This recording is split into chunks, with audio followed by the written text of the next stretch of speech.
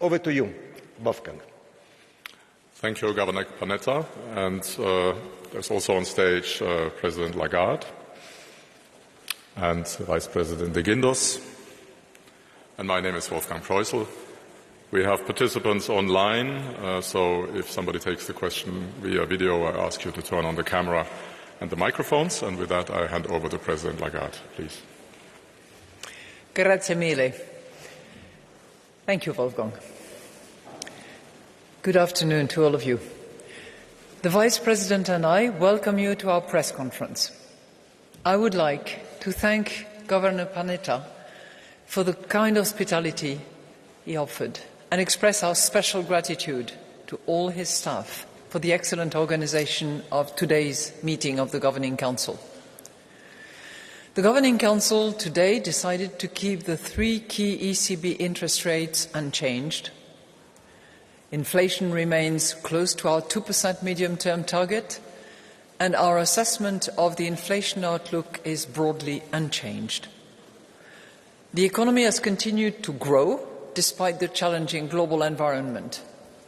The robust labour market, solid private sector balance sheets, and our past interest rate cuts remain important sources of resilience.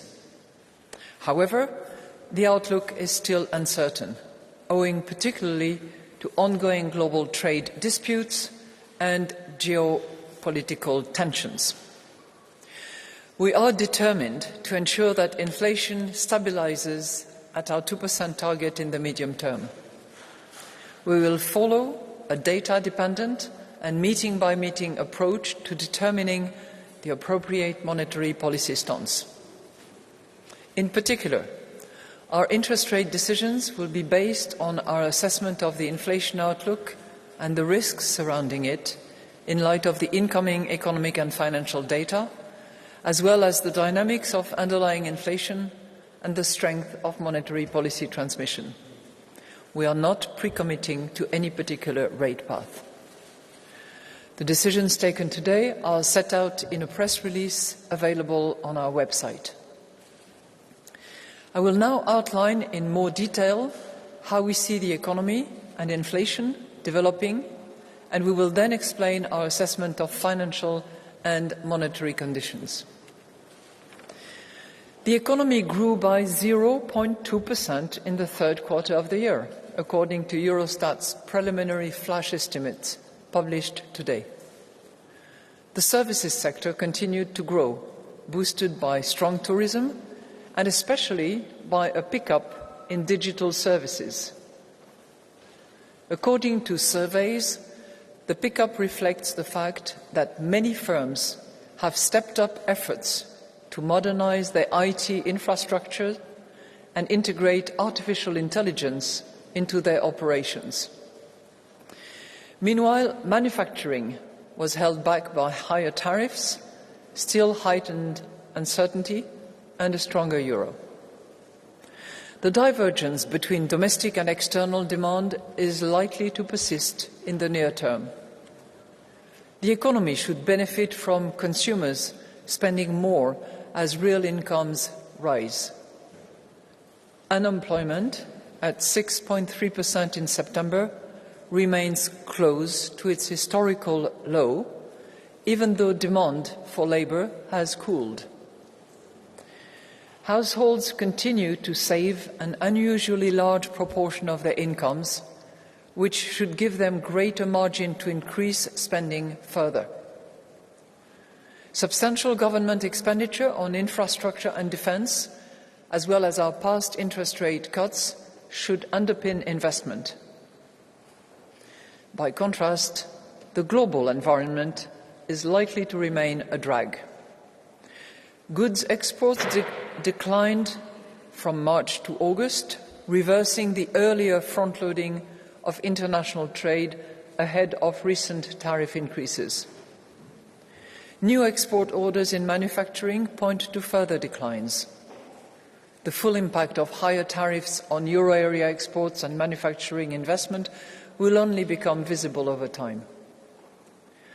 The Governing Council stresses the urgent need to strengthen the euro area and its economy in the present geopolitical environment. And we welcome European Union leaders reaffirming this ambition at last week's Euro Summit.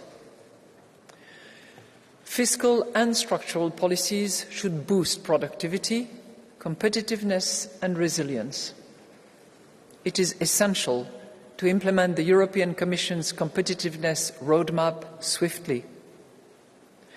Governments should prioritise growth-enhancing structural reforms and strategic investment while ensuring sustainable public finances.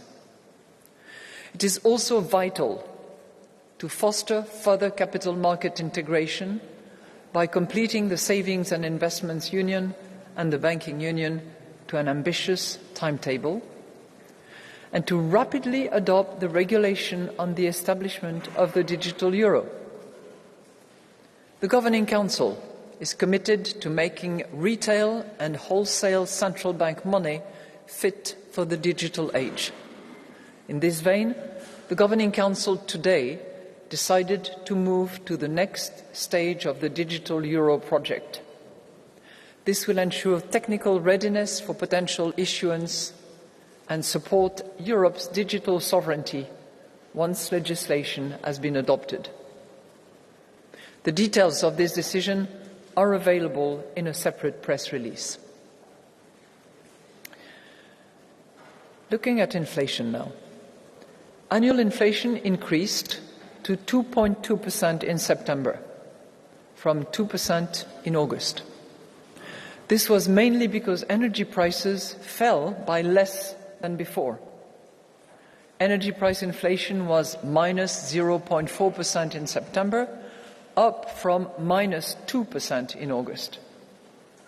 Meanwhile, food price inflation eased to 3% in September, from 3.2% in August. Inflation excluding energy and food rose to 2.4% from 2.3% in August, as services inflation ticked up from 3.1% to 3.2%, while goods inflation was again unchanged at 0.8%. Indicators of underlying inflation remain consistent with our 2% medium-term target. While firms' profits are recovering, labour costs are set to moderate further owing to rising productivity and an easing in wage growth. Forward-looking indicators, such as the ECB's wage tracker and surveys on wage expectations, point to slower wage growth over the remainder of the year and the first half of 2026. Most measures of longer-term inflation expectations continue to stand at around 2%, supporting the stabilization of inflation around our target. Looking at risks now.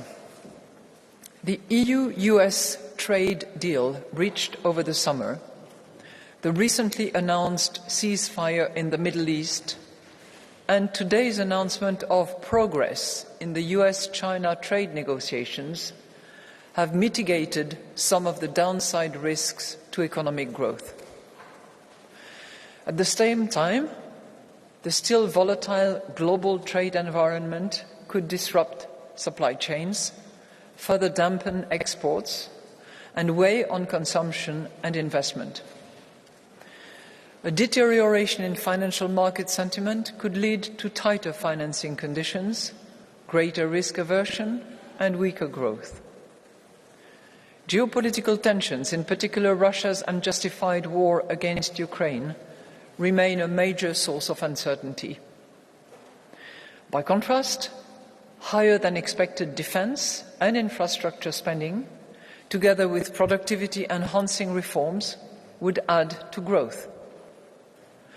An improvement in business confidence could stimulate private investment.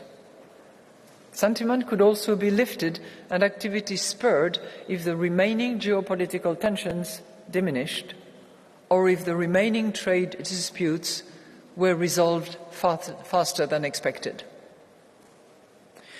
The outlook for inflation continues to be more uncertain than usual on account of the still volatile global trade policy environment. A stronger euro could bring down inflation further than expected. In addition, inflation could turn out to be lower if higher tariffs lead to lower demand for euro area exports and induce countries with overcapacity to further increase their exports to the euro area. An increase in volatility and risk aversion in financial markets could weigh on domestic demand and thereby also lower inflation. By contrast, inflation could turn out to be higher if a fragmentation of global supply chains pushed up import prices, curtailed the supply of critical raw materials, and added to capacity constraints in the domestic economy. A boost in defense and infrastructure spending could also raise inflation over the medium term. Extreme weather events and the unfolding climate and nature crisis, more broadly, could drive up food prices by more than expected. Turning to financial and monetary conditions, since our last meeting, market rates have remained broadly unchanged. Our past interest rate cuts have continued to reduce bank lending rates for firms, which average 3.5% in August.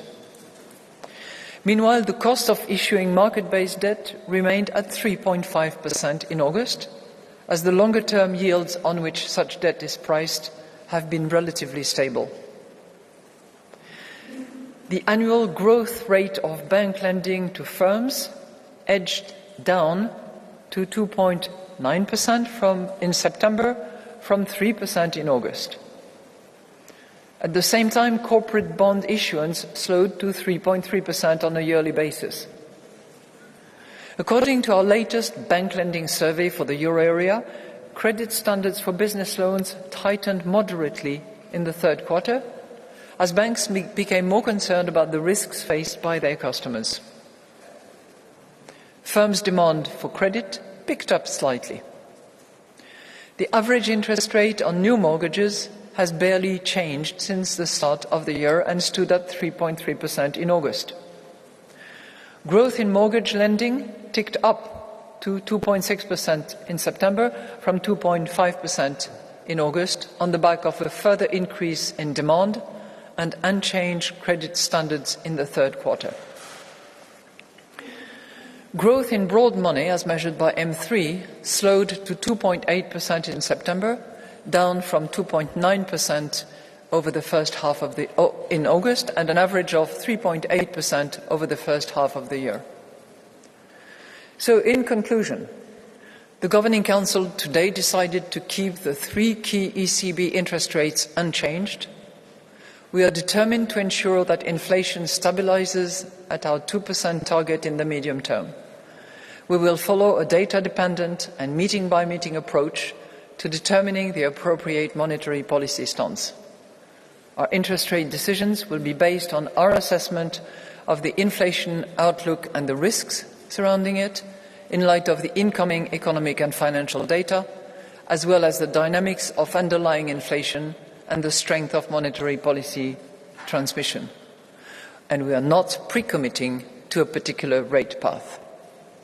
In any case, we stand ready to adjust all of our instruments within our mandate to ensure that inflation stabilizes sustainably at our medium-term target and to preserve the smooth functioning of monetary policy transmission. We are now ready to take your questions. Thank you.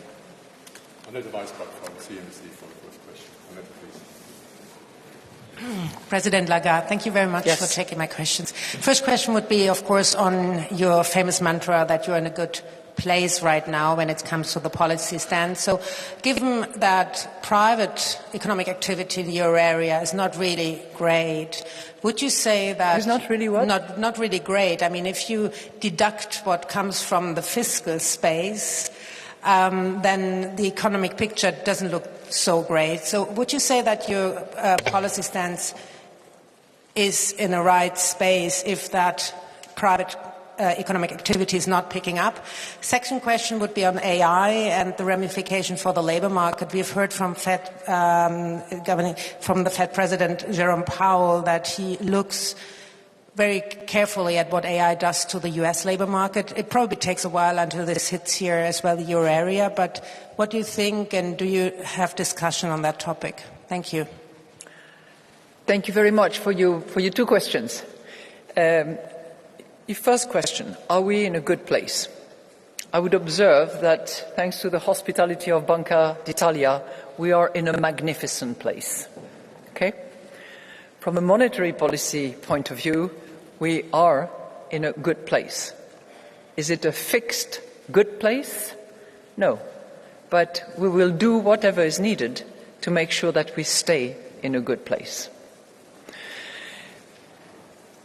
And I would observe that with growth of 0.2% for Q3, which is a tad more than what was expected by the consensus, and including Ireland a little more than what we had expected, not by much, I would not complain too much about growth at this point in time. We can do better. We hope it's better. I observe that there is quite a bit of investment underlying this number, certainly in respect of France, which publishes breakdown. So turning to your other question, which has to do with artificial intelligence, what we are hearing from the corporate telephone surveys in particular that we conduct on a regular basis is that corporate is really moving ahead with investment.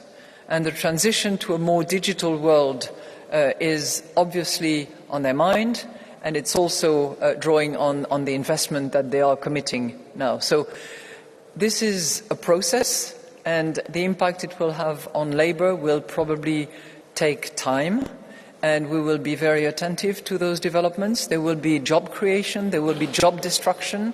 How exactly that will impact our economies, depending on the sectors, depending on the classes of age, depending on the training, depending on the educational background of workforce in Europe, which is generally, which tends to be quite high, I think is to be seen, but we will be attentive to those developments. Thank you. The question goes to Jana Rando of Bloomberg. Jana, please. Good afternoon. Thank you very much. I have a question following up on your comment that we are in a good but yet not yet or not fixed place on policy. You have held rates 3 times now, and I am wondering if you are or would be confident to say that a rate cut is as likely as a rate hike sometime in the future. And my second question is about risks. You listed quite a few upside and downside risks for both growth and inflation, but I noticed that you didn't speak about a balance. So I'm very interested in hearing your thoughts on whether at least the risks for growth are broadly balanced or more balanced than they used to be, and on inflation as well, of course. Thank you. Thank you. Thank you very much for these 2 questions. You know, I have said that we are in a good place. I continue to say that we are in a good place. And I repeat that we will take the necessary measures and steps on the basis of data, meeting by meeting, to make sure that we stay in a good place. On your second question, which has to do with the... and I also want to remind you that we have very clearly defined our objective. And that objective is, because you asked me the question about symmetry, our target is symmetric 2% medium term. And we will abide by that objective that we have discussed extensively in 21, reiterated in our 21 strategy review, and reiterated again in 25 when we took stock of our strategy implementation and the stock-taking exercise. On the risk, you are right, because when you go to the section of our monetary policy statement, we list as exhaustively and yet as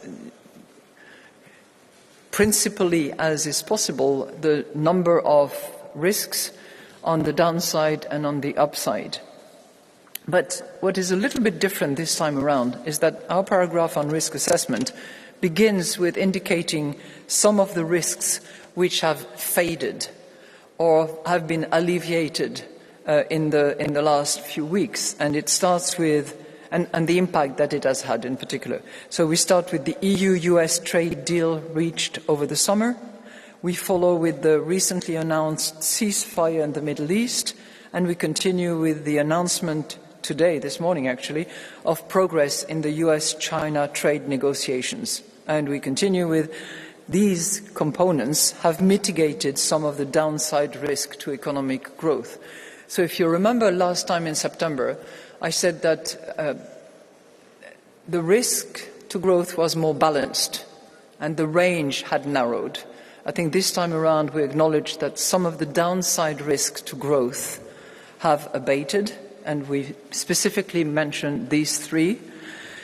I would not necessarily draw the same conclusion for inflation. I think on that front it's a more balanced picture that we paint, and we go through the upside and the downside risk to inflation, and I would suggest that we remain attentive to the occurrence or the risk of occurrence of any of these risks that can weigh on our inflation. Thank you. And the next question goes to Francesco Canepa of Reuters. Francesco, please.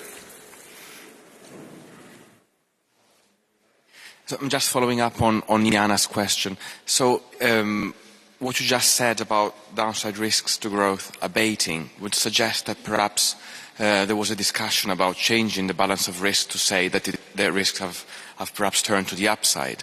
Was there any such discussion, and why did you not kind of follow through on what you just said in terms of the downside risks to growth abating, or some of them at least? Well, the second question perhaps to Governor Panetta about Italian banks. Italian banks are making great use of state guarantees when they extend loans. This has also helped them make relatively large profits, and the government sometimes decides to take some of those profits with one-off levies. So what are the implications for financial stability and for public finances of this merry-go-round sort of scheme where the government guarantees loans, but then it takes a stake in the profits? Thank you very much.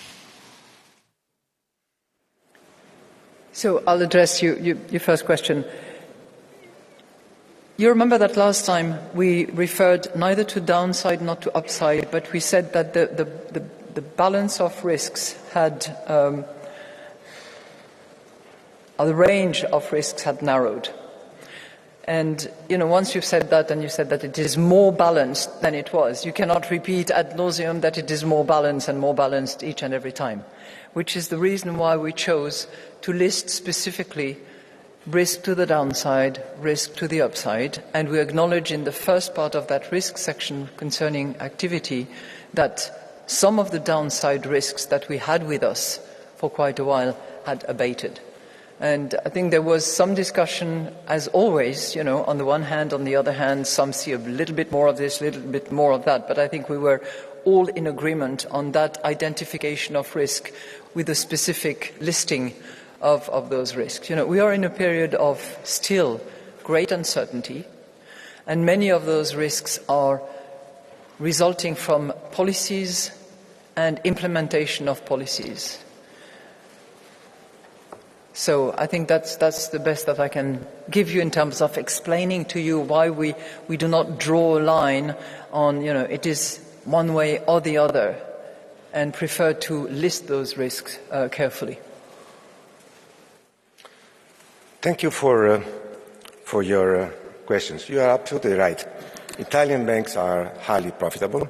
Their profitability conditions have improved significantly in the last few years, and this was due to many factors. I would say that the main one is the restructuring of the banking system, which took place over the last 10 years after the financial crisis. You know that Italy went through a complicated period in the mid-2010s, but the banks that resulted from that phase are highly profitable, much more capitalized, and much more efficient. So their improvement is due to many factors, not just to the support that they got from the government, as many other banks in Europe. On the impact, no, it will not have any financial stability implications. We will not have financial instability because of the tax. The banks are highly profitable, and the tax is a limited percentage of their profits. On the specific characteristics of the tax, I will comment when I will see the final text of the legislation. And now a question to Filippo Santelli of La Repubblica here in the second row. Thanks for taking my question. I have two questions on the digital euro. The first to President Lagarde. One of the objections of the criticism towards the project, which, by the way, was raised also by the rapporteur of the regulation in the European Parliament, is that the digital euro is a solution in search of a problem. And its objective might be better realized through market-led solution and maybe helped by a smarter regulation. How do you respond to that criticism? And the second one to Governor Panetta. Banks around Europe, including Italian banks, have warned about the costs of adopting the digital euro, even suggesting that their costs could be higher than ECB estimates, as it's sometimes the case with public infrastructures. Is the euro system considered an option to lower those costs, and are you afraid banks might pass down those costs to the consumers? Thanks. Thank you very much for your question. For me, as president of the ECB, I regard money as a public good. Money is a public good, full stop. And that public good, for many, many decades, has been built around central bank money, which is the anchor on which commercial money, which is created by banks, prospers and develops. But the anchor is critically important in order to make sure that money remains a public good. So in our mind, and certainly in my mind, central bank money has to remain an active part of the system that people can actually trust. If you think of digital euro, it's the digital form of a banknote. People need to have their banknote. Maybe in 10 years' time, there will be fewer of those banknotes in circulation, but they will still need to have the certainty that a euro is a euro is a euro, just like a rose is a rose is a rose. And for me, it is our mission to make sure that money remains that public good that is available to our compatriots. And we are working for the Europeans in that respect. When I hear that it's a project in search of a cause, I think that money as a public good, the sovereignty of the European authorities at large over their currency and the way in which money stands, this is not a project in search of a cause. It embodies the capacity of Europe to defend itself and to transact with a currency that is its own. There are many other reasons why, the digital euro is perfectly legitimate, valid, and will be cheaper, user-friendly, good for transaction throughout Europe and not just in various countries on a national basis. But the key points for me is money is a public good, central banks are the custodian of that public good, and central money issued by central banks has to have its digital form, because we're moving into a different era where not everybody will want necessarily to have banknotes. Thank you. Well, you did not ask me, but I will, before I answer your question, I want to say that I strongly agree with what the President just said. We need public money for the stability of the financial system. So the President is, as always, absolutely right. On the costs, I think it would be unwise to discuss costs before discussing the benefits. Currently, euro area banks only represent 1/3 of total activity on digital payments in the euro area. 2/3 of digital payments in the euro area are intermediated by non-European companies, both for digital payments at the point of sale and digital payments online. Now, the reason why this is so is that European Bank did not agree until now on ways to provide their services to the entire euro area. They don't have what is called in technical terms a rail, the infrastructure to provide, to offer their digital payment services to all European citizens. One of the main benefits, advantages for banks, there are many benefits for consumers, there are benefits for the stability of the financial system. One of the main benefits for the banks in the euro area is that once the digital euro infrastructure will be built, they will be able, by using this so-called open standard infrastructure, to use that rail and compete at European level, thus generating additional business, additional revenues. And there will be many implications in terms of sovereignty for the euro area, in terms of control of the information that travels with your payments. This is the first part of my comment. The second, the costs. Now, there are estimates on the cost of adoption, because the construction of the digital euro will be paid by the euro system. Okay? The cost, I don't know if the estimates which are available are correct, discussed numbers of about 6 billion euros for 4 years. Now, if you think that we have 2,000 banks in the euro area for 4 years, this means that the cost of adoption is a few €100,000 per year per bank. Now, even forgetting the benefits I just mentioned, then the costs of adoption are not so high. They represent overall about 3% of total yearly IT costs for the banks. So then who will pay those costs? Well, it depends on the competition on the payment market. If the digital euro will be introduced, competition will be higher and the banks will not be able to transfer those costs to consumers. So will be limited, there will be additional revenues, and then the costs will be allocated depending on competition, and competition will improve. And now a question for Eric Albert of Le Monde. Who, by the way, for those of you who don't know, has been one of the architects of this project, and I pay tribute to him. Eric Albert of Le Monde. Thank you very much. Good afternoon. Transmission of monetary policy is usually 6-9 months, something like that. Your last cut was roughly 4 months ago, and yet monetary condition did tighten a little bit.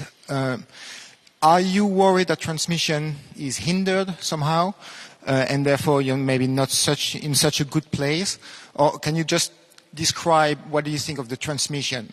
And I just wanted to come back on growth and uncertainty.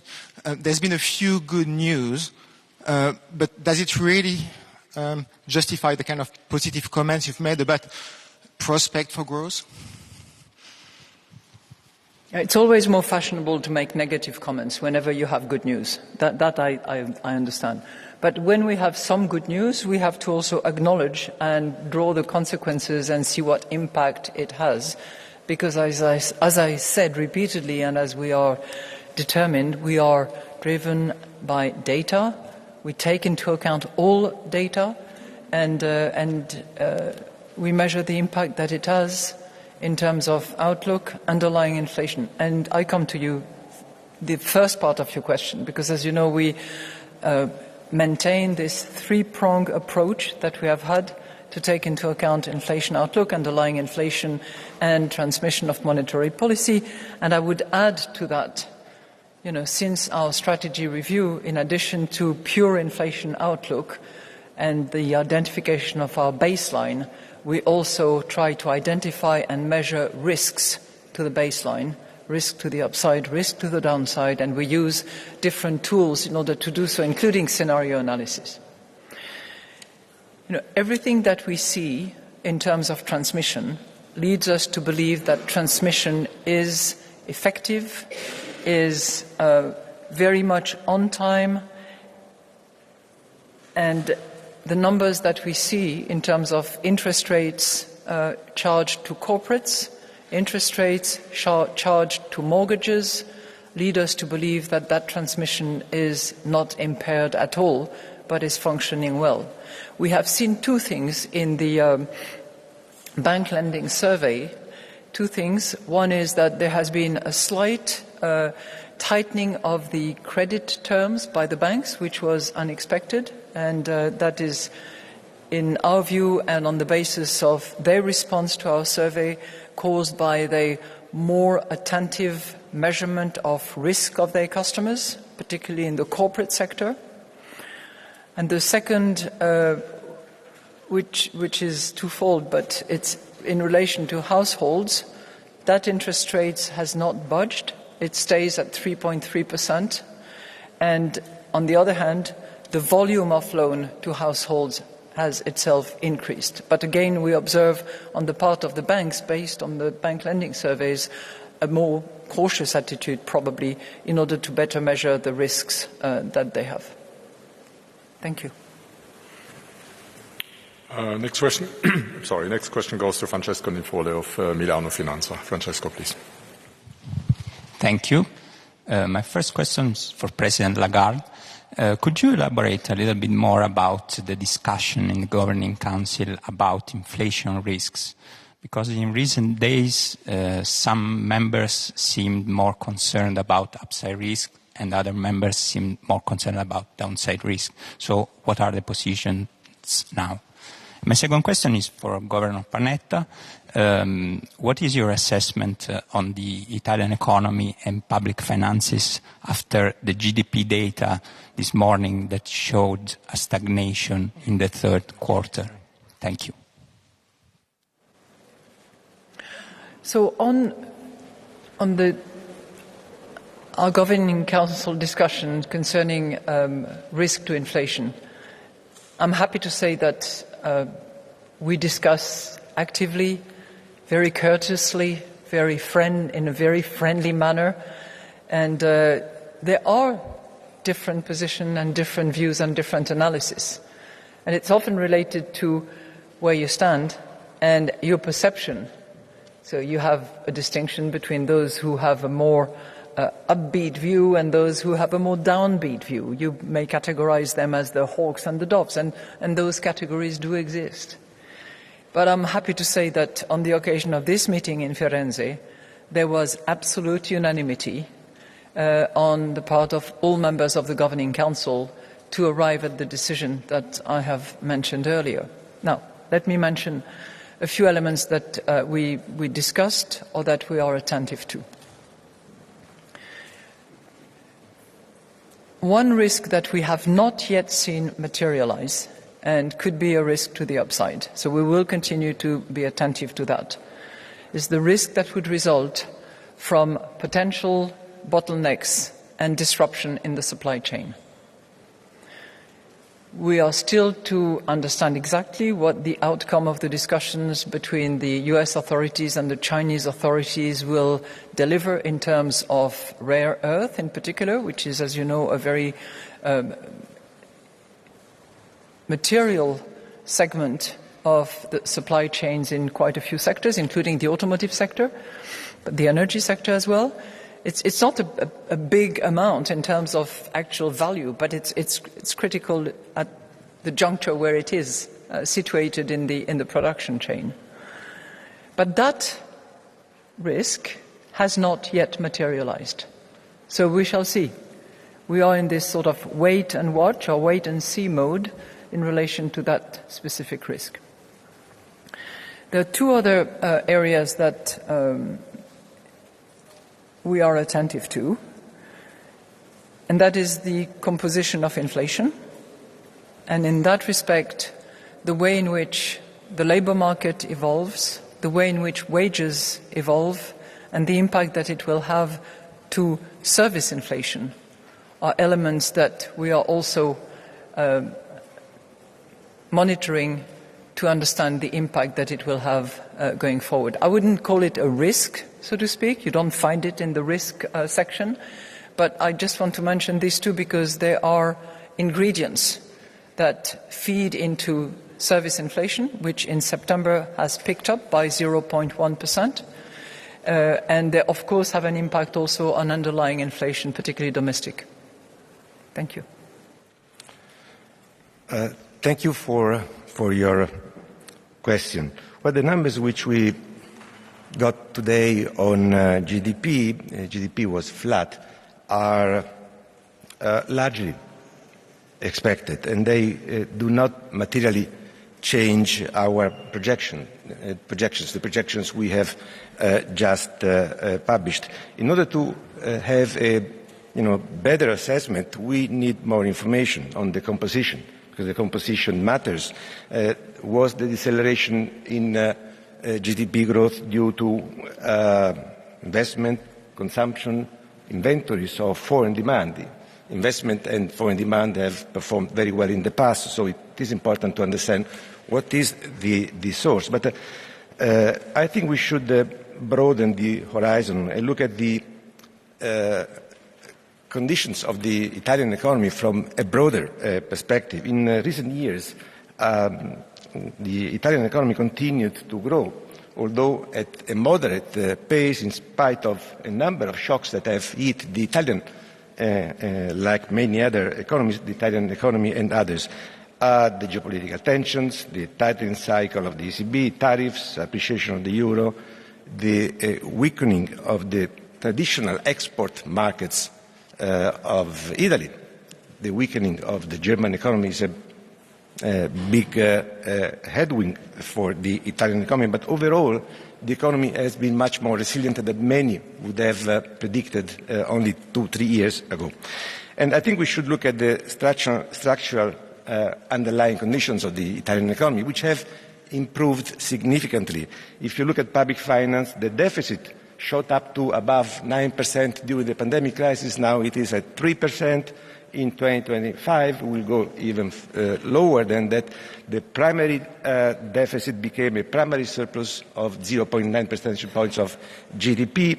The debt-to-GDP ratio, which increased significantly during the pandemic phase, now is back to the pre-pandemic level. And what went largely unnoticed in recent years is the change which took place in Italy's net financial international position. We had a current account deficit. We have now a persistent surplus of the balance of payments. And if only 10 years ago, the net financial international position of Italy was negative for more than 20 percentage points of GDP, today we have a positive net international financial position. So from minus 20+% to around 8-9 percentage points of GDP. And this happened, a very rare case, without a crisis, without a forced restructuring due to an enormous shock, which then evolves into a crisis. So this has gone largely unnoticed, but just to emphasize this concept, now Italy is a net creditor country. Every year we give some of our savings, unfortunately, to foreign countries, and our position is positive vis-à-vis the rest of the world. Turning to our online participants, I'd like to give the floor to Olaf Storbeck of the Financial Times. Olaf, please. Yes, hello, thank you. Can you hear me? Yes. Yeah, thanks, and apologies, I can't be in magnificent Florence today. I have one question, President Lagarde, on something you said earlier in this press conference. This line that the ECB will do whatever is needed to stay in a good place. I think this is new, if I'm not completely mistaken. If you said it, probably not the gist, but you haven't said it like that previously. And I wonder, I think you said it twice already, what do you have in mind? Why do you think it's necessary to make this point now? And what shall we learn from this? And the second question refers to the European emissions trading system, which the next stage is supposed to be phased in 2027. And I think the ECB expects an uptick of, or kind of a one-off effect of 0.3 percentage point on the inflation forecast. There are talks about potential delays. How do you see this from a monetary policy point of view? Could this justify or force you to do a rate cut if it's delayed, and then you end up with a significant undershooting of 2027 inflation? Well, thank you so much for asking these two questions, and thank you for helping me to clarify what I mean. I did not repeat that sentence on purpose or to convey any particular message. If you read carefully our statement, which I know you do, you will see that in the second paragraph of our monetary policy statement, we say we are determined to ensure that inflation stabilizes at our 2% target in the medium term. So this is all there is to be read about it, and it's a determination of the Governing Council. We continue to be in a good place, and we are determined to ensure that inflation stabilizes at that 2% medium-term target, which is the result of our strategy review. There is nothing else or nothing more to read about me having repeated two sentences. You know, I think you should not overread. Now, more technical, your second question. So ETS2, first of all, has been in our projection since it was on the table and has been in there since 2024. I don't think I would read too much, again, into an expected delay of the implementation of ETS2. And when I speak to colleagues at the European Commission, they are still strongly of the view that ETS2, which is committed, must proceed, and the deadline for implementation is still 2027. What, on the other hand, is being discussed and has been put on the table by Commissioner Opka is, how would I put it, a slight smoothing in the implementation of ETS2, which means that the impact might be spread a little bit more over time, possibly a bit less in 2027 and a bit more in 2028. So overall, as with many other data, we will be attentive, and the December projection exercise will certainly take that into account, that smoothing over a slightly longer period, in order to make sure that ETS2, which is so important for climate change purposes, will actually be implemented. Thank you. The last question goes to Domenico Conti of ANSA. Domenico, please. Thank you. Madame Lagarde, good morning. My question goes back to money and payments, basically.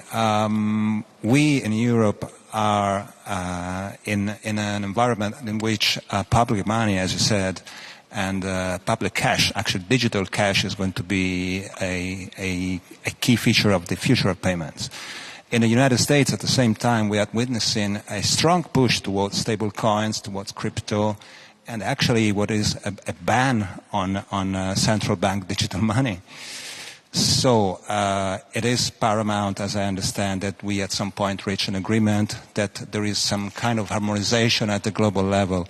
Now, since you're back from the IMF meetings in Washington, my question is, at what stage is this process, at what stage are negotiations towards some kind of coordination with the US administration? Thank you.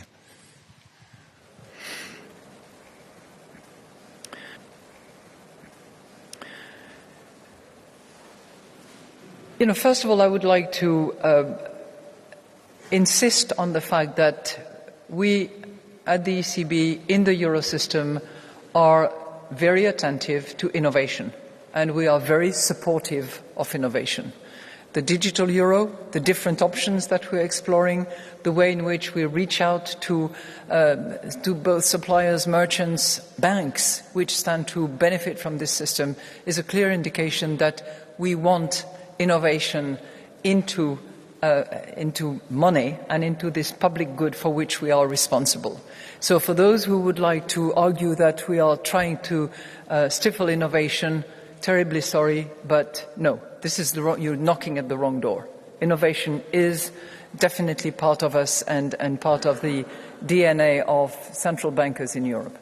Second, we are also attentive to the regulatory framework in which private forms of money, certain financial instruments that I would not call currencies, and I'm here referring to cryptos, equivalent of currencies as they present themselves, but which are private form of money, such as stable coins, are launched, are reserved against, are made secure, and that was under the MiCAR, which was the European regulation that was issued in order to establish the protection of consumers, enough financial stability, and rules by which some of those issuers were supervised.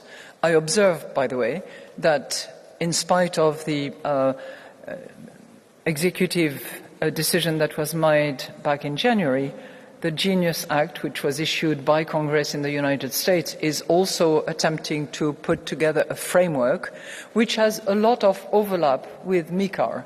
There are some discrepancies, and there are areas for which we have to be attentive not to create financial stability risk or arbitrage risks that would be detrimental to Europe. This is our job, and we will continue to do that job and to have a dialogue with the Commission, which is in charge of establishing the rules of the game, if you will.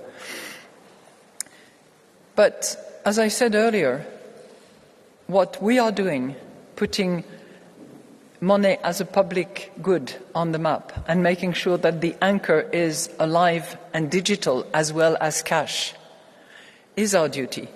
But it does not stop private issuers to do what they think is their business. They're into market share.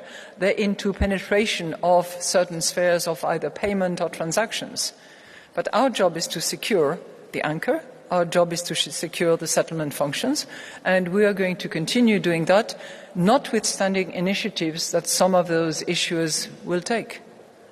And it certainly does not preclude European-based issuance that would be in compliance with the regulatory framework that we have. So it's a vibrant domain, but one where we have to make sure that we do not expose our compatriots or our economy to financial instability risk that would certainly be a recurrence of what we observed back in 1890 in the United States, for instance. That concludes our press conference. The next press conference is on 18 December in Frankfurt.